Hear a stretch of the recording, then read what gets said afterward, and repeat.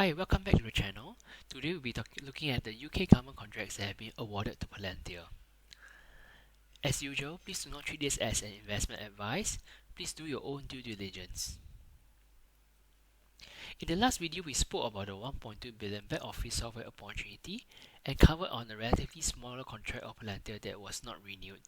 If you haven't seen that video, do check it out in the description below.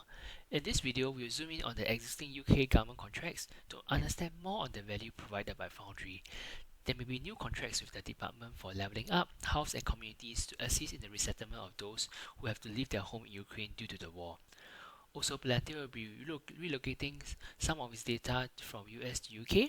Lots of interesting content ahead here. I would really appreciate if you can subscribe to the channel and like the video. This will help me to reach out to more people with my content. Based on the contract finder on the government website, there are 9 contracts of 43 million awarded to date. Do note the amounts mentioned in the video are in British pounds. There are 5 agencies that engage the service of Palantir. NHS is the largest client among them due to its one large contract for Palantir to assist with the pandemic efforts that started in 2020. That is still running now, which explains the large blue bar you see on the chart. In total, there are only 3 contracts amounting to 31 million that is still active. There may be one more new contract coming in, and we will talk more about that later. To put it in the company's words, Palantir tackled the toughest health crisis of modern times. Alex Karp has said that the worst rests on the shoulders of Palantir. This is one of the many examples of how Foundry has delivered value. The complexity, skill and doing things for the first time are the many challenges that software has to address for NHS. We are talking about more than 100k of vaccinations in a day and coordinating effectively across 2,890 sites in UK. The management of the PPE supply chain was equally critical and tough. If you recall, during the mid of crisis, there was panic and supply chain disruptions. Making sure critical equipment like ventilators and having enough PPE to protect our frontline health workers was such critical tasks. While the contract cost 23.5 million, it was worth the buck in comparison to other alternatives. If you look at the Q4 2021 earnings deck, it mentioned that another project task test and trace cost 155 million, and that is many times more for a simpler task. The clear outcomes delivered by Palantir showcase the value proposition of the Foundry platform.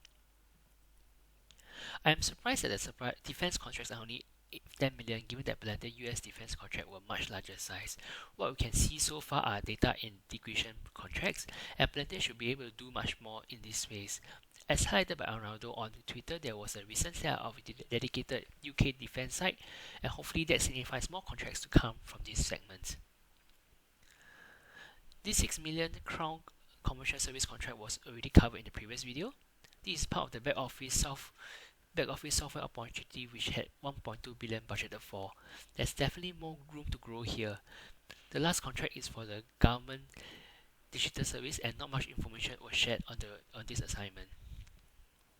On the 18th of March, DLUHC put up a privacy notice for the Homes for Ukraine visa sponsorship scheme. The purpose was to tell the public how personal data are processed, with the objective of helping those from Ukraine to resettle. So how does this relate to Palantir? The collation, analysis and data work will actually be done by Palantir. I have not seen contract details published yet, so let's keep a lookout for that. Also, I noted that DLUHC specifically mentioned that personal data will not be sent outside of UK, and this leads on to the content on my next slide. Reuters reported back in December that Palantir will be localizing the data in UK due to data privacy concerns. After all, the company will be handling sensitive data when it takes on such government contracts. If Palantir is willing to make that investment, we may imply that the company is looking to grow its UK government business and will be better positioned to receive contracts as well. This is really important as the growth of Palantir government business has declined. While management shared that it is due to ongoing resolutions, it will be good to diversify the government business out of US to other allied countries as well.